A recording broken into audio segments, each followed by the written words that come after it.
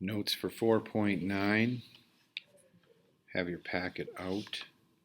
I talk a lot about roots. It's really a connection between everything that we've done for the past week. So remember, you can use synthetic substitution to find a value rather than substituting it in. So if we talk about 2 in the box, and now I've got the fourth power, the third, the second, the first, the constant, leave a space. I like to drop this down here. If our answer will be whatever we get for a remainder over here. Drop the 3, multiply, add, multiply, add, multiply, add, multiply, and I get 75. Since that's the remainder, then I would have f of 2 equals 75. It would also mean that when I took that f of r and divided by x minus 2, I would have this whole 3x to the 3r to the third plus 6r squared plus 19r plus 26 with a remainder of 75.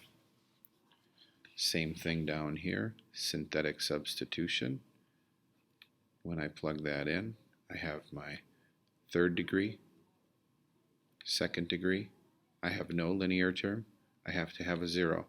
That's the one spot where I find that students sometimes forget, make a mistake. Drop it, add, or multiply, add, multiply. Holy cow. Big numbers. 186. 186 times 6? No idea. No idea. 1,116 and 1,118 is the answer. F of 6, 1,118.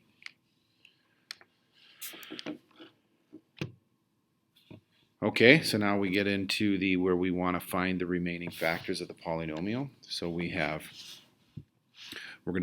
know that one of the factors is p plus 2. If one of the factors is p plus 2, then we know that we have negative 2 as a 0. That's very important. You understand that. To the third, to the second, to the first, to the constant. Leave a space, drop it like it's hot, multiply. 1, negative 2, negative 1, positive 2. Almost made my first mistake of the year. Negative 12, positive 24, 0. That leaves me now with, since I started with a cubed, this will be the squared term. 6x squared minus 1x minus 12. We are looking for the remaining factors. One of my factors was p plus 2.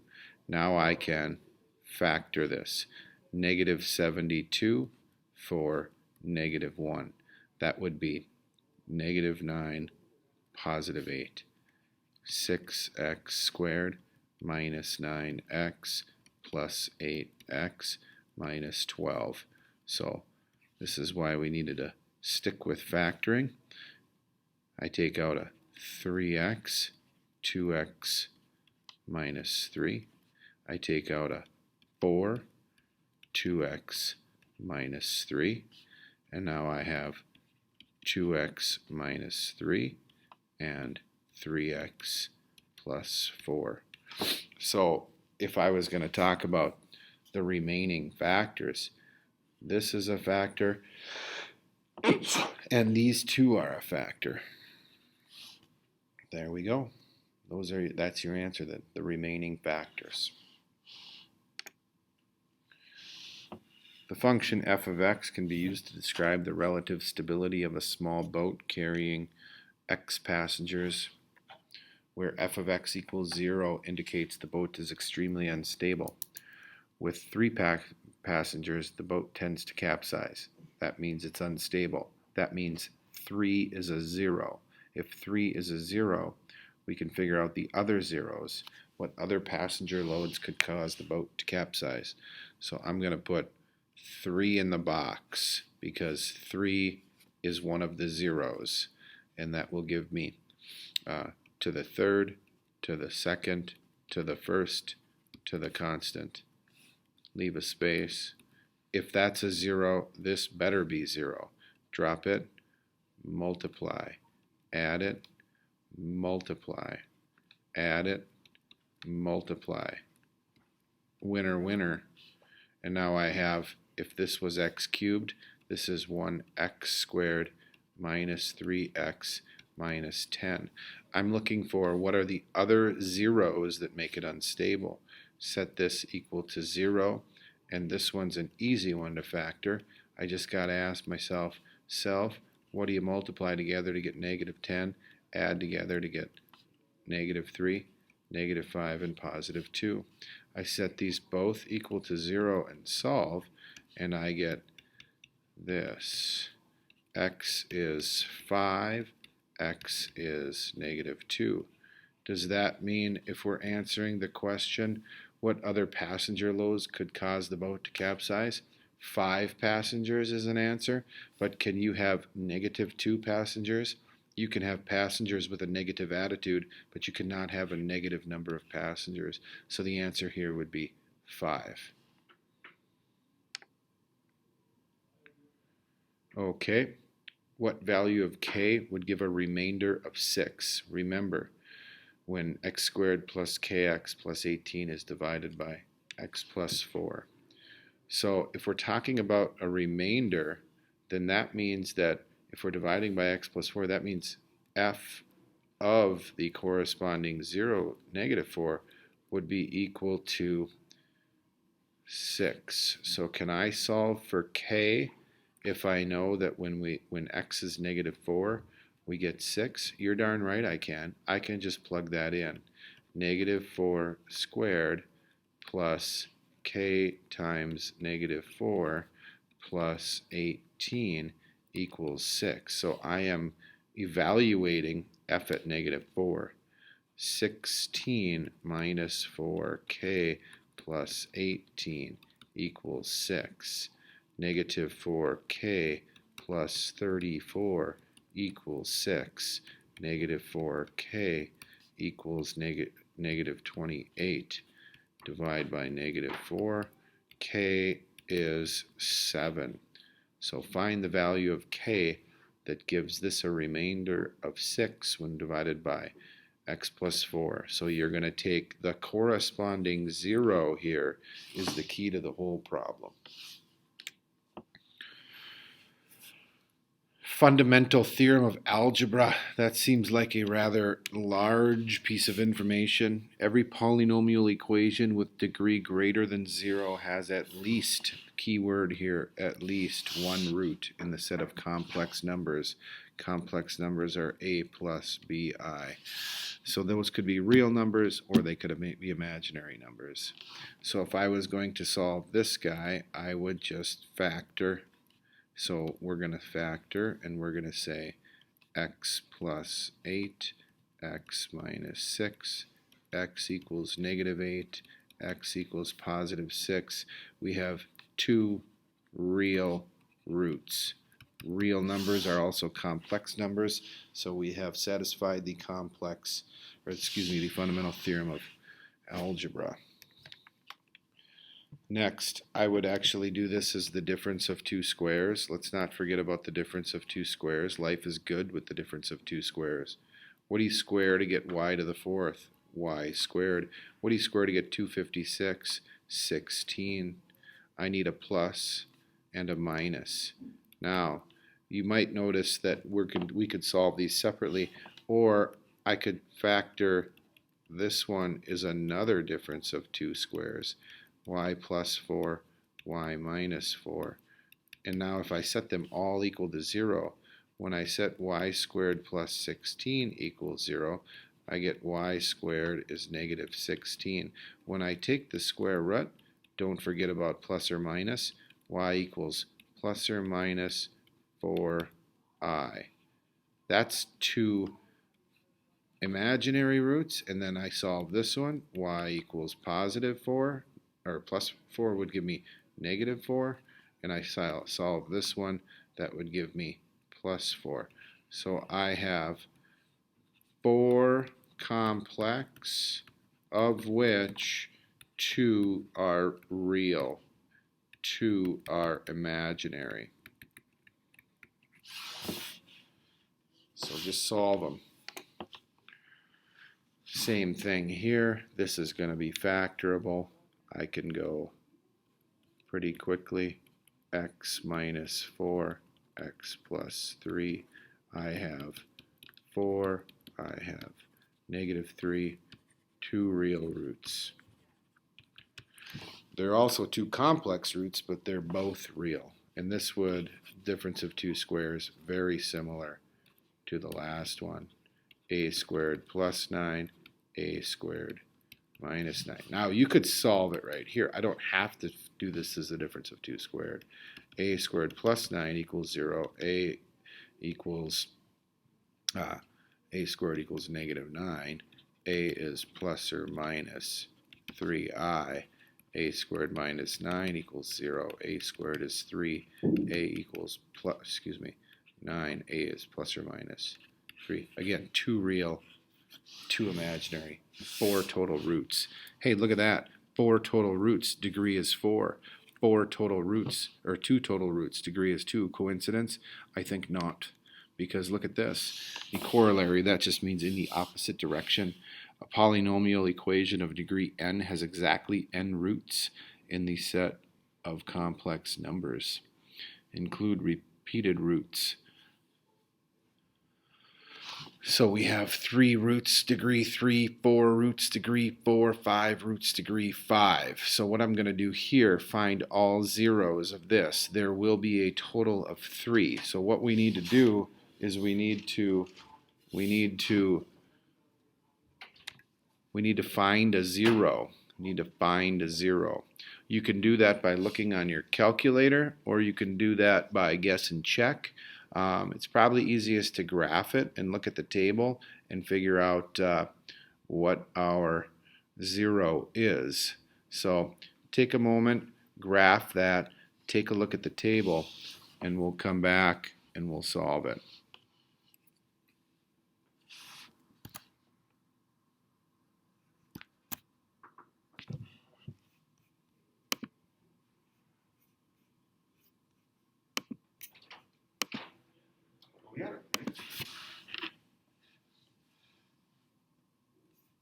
I find that negative 1 is a 0. So I'm going to put negative 1 in here. You can get that off your calculator, or often check the number 1 and check the number negative 1. See if it gives you a 0, a remainder of 0. So I'm going to do negative 1 in the box, and then I'm going to do cubed, squared, linear, constant. If I've done this correctly, this should be a 0. Drop it, multiply, add it, multiply, add it, and now I multiply, and it does give me a 0. And then I get x squared minus 2x plus 4. And I want to know all of the zeros, so I want this equal to 0, which means now I got to figure out what are the values that make this 0. Well, if you think about factoring, it's not going to work. So we need to go back to our previous chapter and think about doing the quadratic formula, which maybe is going to look like, I would do the discriminant, big D, and I would do b squared minus 4a C, and that's going to give me 4 minus 16. That's going to give me negative 12. So you know that you have one real root over here, and now I'm going to have two imaginary roots, which goes back to the fact that this is degree 3, and we're going to have three total complex roots. So I'm going to do x is equal to negative b plus or minus the square root of negative 12 all over 2a.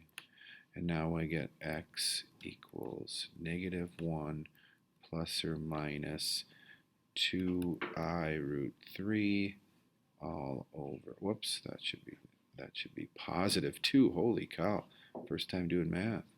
So it gives me x equals negative 1 plus or minus 2I root 3. So there's two imaginary, and I also had from my original x equals negative 1. So find all the zeros. Two imaginary, one real, and that had degree 3.